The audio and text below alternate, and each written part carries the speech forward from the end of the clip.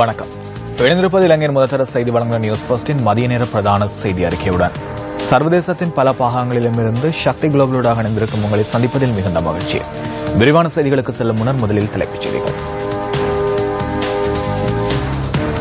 வித்யா கூட்டு வன்புணர்வின் பின்னர் படுகொலை செய்யப்பட்ட சம்பவம் தொடர்பான வழக்கின் சந்தேக நபர்களின் விளக்கம் அறியல் தொடர்ந்தும் நீடிப்பு.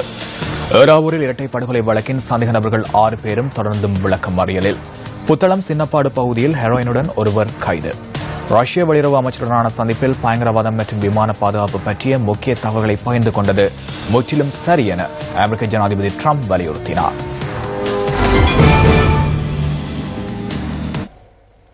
தொடர்வது விரிவான செய்திகள். யாழ்ப்பாணம் புங்குடுதீபம் மாணவி சிவலோகநாதன் வித்யா கூட்டு வன்புணர்வின் பின்னர் படுகொலை செய்யப்பட்ட சம்பவம் தொடர்பிலான வழக்கின் சந்தேக நபர்கள் 10 பேரின் விளக்கம் அறியல் தொடர்ந்தும் நீடிக்கப்பட்டது. சந்தேக நபர்கள் 10 பேரும் ஊர்காவல்துறை நீதவான் நீதிமன்றத்தில் நீதவான் AM ரியால் முன்னிலையில் ஆஜர்படுத்தப்பட்டதைத் தொடர்ந்து அவர்களை விளக்கமறியலில் வைக்குமாறு உத்தரவிடப்பட்டுள்ளது. வித்யாவின் படுகொலை சம்பவம் தொடர்பான விசாரணைகளுக்கு மேலும் இடமளிக்கும் வகையில் சந்தேக நபர்கள் எதிர்வரும் 31ஆம் தேதி வரை தொடர்ந்தும் விளக்கமறியலில் வைக்கப்பட்டுள்ளனர். இதேவேளை படுகொலை வழக்குடன் தொடர்புடைய முதலாவது சந்தேக நபர் விசாரணைகளுக்கு இடையூறு ஏற்படுத்தும் வகையில் போலீஸ் உத்தியோகத்தர்களுக்கு அச்சுறுத்தல் விடுத்ததாக தாக்கல் செய்யப்பட்ட வழக்கு ஊர்காவற்றுறை நீதிமன்றத்தில் இன்று எடுத்துக் கொள்ளப்பட்டது. இந்த வழக்கு விசாரணையை எதிர்வரும் 31ஆம் தேதி வரை நீதிமன்றம் ஒத்திவைத்துள்ளது. கடந்த விசாரணையின் போது சிவலோகநாதன் வித்யாவின் கொலை வழக்கு தொடர்பில் ஜூரி சபை அல்லாத 3 அடங்கிய விசேட நீதிபதிகள் குழாம் முன்னிலையில் விசாரணை செய்வதற்கு சட்டமா அதிபர் பிரதம நீதியரசரிடம் கோரிக்கை விடுத்திருந்ததாக ஊர்காவற்றுறை நீதிமன்றத்திற்கு அறிவிக்கப்பட்டிருந்தது. ஏறாவூரில் தாய்மகள் இரட்டை படுகொலை தொடர்பான வழக்கின் சந்தேக நபர்கள் 6 பேரும் தொடர்ந்தும் விளக்கமறியலில் வைக்கப்பட்டுள்ளனர். இந்த கொலை சம்பவத்தின் சந்தேக நபர்கள் 6 பேரும் ஏறாவூர் சுற்றுலா நீதிமன்றத்தில் பதில் நீதவான் பி. தியாகேஸ்வரன் முன்னிலையில் இன்று ஆஜர்படுத்தப்பட்டனர். இதனையடுத்து சந்தேக நபர்களை எதிர்வரும் 31ஆம் தேதி வரை தொடர்ந்தும் விளக்கமறியலில் வைக்குமாறு பதில் நீதவான் உத்தரவிட்டார்.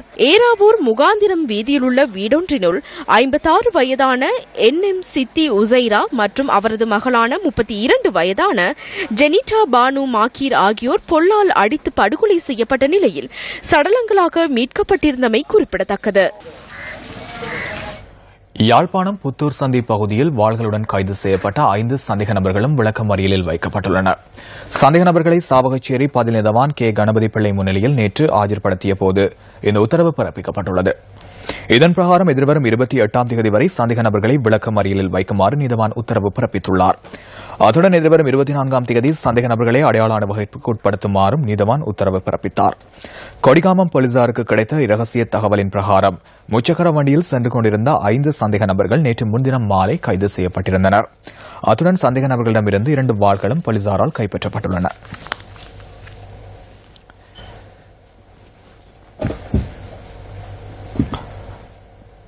களுவாஞ்சிக்குடி பிரதேச ஒருங்கிணைப்பு குழு கூட்டம் நேற்று இடம்பெற்றது.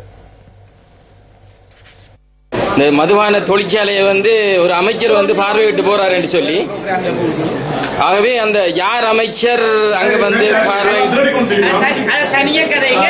நீங்க சொன்னீங்க ஜோகேஸ்வரன் பாராளுமன்ற உறுப்பினர் நான் கதைச்சு கொண்ட மட்டும் சொன்னீங்க.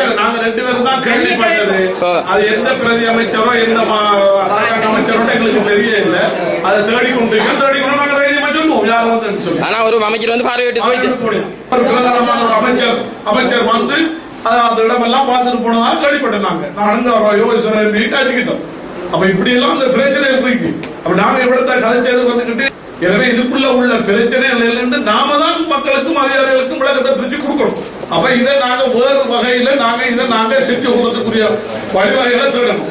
மக்கள் சக்திங்கிற விஷயத்துக்கு முன்னால கொடுத்த வேண்டிய தேவைப்பாடு இருக்கு. இதன்போது எரிவில் கள்ளு தவறலை தொடர்பில் வாத பிரதிவாதங்கள் இடம்பெற்றன. எடுத்து திறக்கக்கூடாது என்று முடிவெடுக்கக்கூட அமைப்புகள் எல்லாம் எதிர்ப்பு தெரிவித்து முடிவெடுக்கிற நேரம் ஒருவருக்கும் தெரியாம ஒரு சில ஆக்கள் செய்யப்பட்ட வேலை. அப்படி தெரிஞ்சு நாங்க முடிவெடுத்தால் இங்கே திறவிடக்கூடாது. உடனே மாத்திராங்கன்னா உடனே களுவாஞ்சிக்குடி வசனம் வந்துச்சு. அதுவும் திறவிடக்கூடாது. நீங்க என்ன அது அனுமதி பெற்றது எதுவில்லை. இப்ப இருப்பது களுவாஞ்சிக்குடி டிஎஸ்க்கு எதிராக வழக்கு வந்து நாங்கள் மேல்மட்டத்தில் போய் இதை நிப்பாட்டணும். பாரதீவுல கூட்டி மேலதாள தொடங்கும். முடிவெடுக்க கூட exercise department central government central government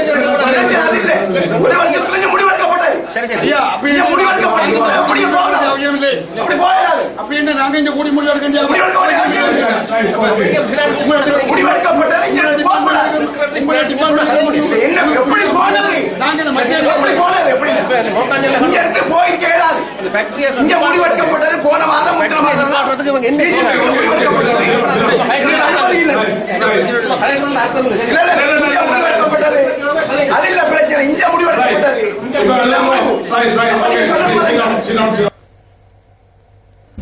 Puttalam சின்னப்பாடு பகுதியில் 1 கிலோகிராமிற்கும் அதிக தொகை ஹெரோயினுடன் ஒருவர் கைது செய்யப்பட்டுள்ளார். போலீசாருக்கு கிடைத்த தகவலின் பிரகாரம் நேற்றிரவு 10 மணியளவில் மேற்கொண்ட சுற்றி வளைப்பில் சந்தேக நபர் ஒருவர் கைது செய்யப்பட்டுள்ளதாக போலீசார் தெரிவித்துள்ளனர். கைது செய்யப்பட்ட சந்தேக நபரை இன்று புத்தளம் நீதவான் நீதிமன்றத்தில் ஆஜர்படுத்துவதற்கு நடவடிக்கை எடுக்கப்பட்டுள்ளது.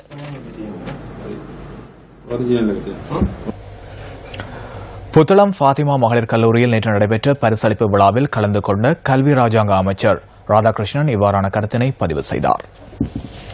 அதாவது அரசியல் பிரமுகருடைய தேவை கருதிதான் தமிழ் பாடசாலை, முஸ்லிம் பாடசாலை, கிறிஸ்தவ பாடசாலை, கத்தோலிக்க பாடசாலை என்று பிரிவினை ஏற்படுத்தப்பட்டிருக்கின்ற காரணத்தின் தான் இந்த மாணவிகளுக்கு பிரிவினை உண்டாக்கியதன் காரணமாக தான் சமூகமும் பிரிந்ததற்கு ஒரு காரணமாக இருக்கின்றது.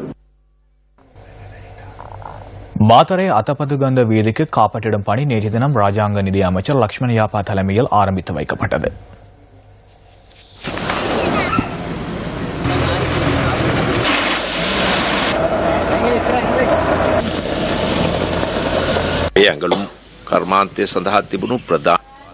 எமக்கு இருந்த பாரிய சவால் நீங்கியுள்ளது. எமக்கு தற்போது எந்த நாட்டுடனும் போட்டியிட முடியும். GSP பிளஸ் சலுகையை பங்களாதேஷ், வியட்நாம் போன்ற நாடுகள் செயற்படுத்தி வருகின்றன. அங்கு முதலீடு செய்வதற்கு முதலீட்டாளர்கள் விருப்பம் தெரிவிக்கின்றனர். எமது ஆடை உற்பத்தி தரத்தை பேண முடியாமல் போயுள்ளது. எமது தரம் தொடர்பில் எமக்கு நிறைவு உண்டு. மீன்பிடி கட்டுப்பாடுகளை நீக்குவதன் மூலம் நிறைவை காணலாம். ජීවත් වෙන රටක් හැටියට ගන්න බෑ අපිට ජාත්‍යන්තරේ ලෝකේ දකින්න ඕන. ඉතින් එහෙම දකින්න නැති දේශපාලනඥයෝ ඔහේ දියවැලයි කවදා හරි. ඔය ජාතිවාදී හැමදාම ගෙඩියන්න පුළුවන් කමක් නැහැ. ඔවුන් අර එදා වේල ටුවර්ස් කියලා කියන්නේ ඔය කට්ටියට. ඔය එදා තියෙන ප්‍රශ්නයක් අරගෙන එදාට කතා කරනවා. ඒ ප්‍රශ්නේ දැන් ඉවරයි. நீர்கொழும்பில் உள்ள வீடொன்றிலிருந்து எரிந்த நிலையில் சடலம் ஒன்று மீட்கப்பட்டுள்ளது. நித்திரையில் இருந்த வேளையில் படுக்கையில் தீப்பற்றியதால் இந்த மரணம் சம்பவித்துள்ளதாக போலீசார் தெரிவித்துள்ளனர். இந்த சம்பவம் இன்று காலை 5 மணியளவில் இடம்பெற்றுள்ளது. 80 வயதான வயோதிபர் ஒருவரே சம்பவத்தில் உயிரிழந்துள்ளதுடன் சிகரெட்டில் இருந்து பற்றிய தீயின் காரணமாக வயோதிபர் உயிரிழந்துள்ளார். உயிரிழந்தவரின் சடலம் பிரேத பரிசோதனைக்காக நீர்கொழும்பு வைத்தியசாலைக்கு எடுத்துச் செல்லப்பட்டுள்ளது.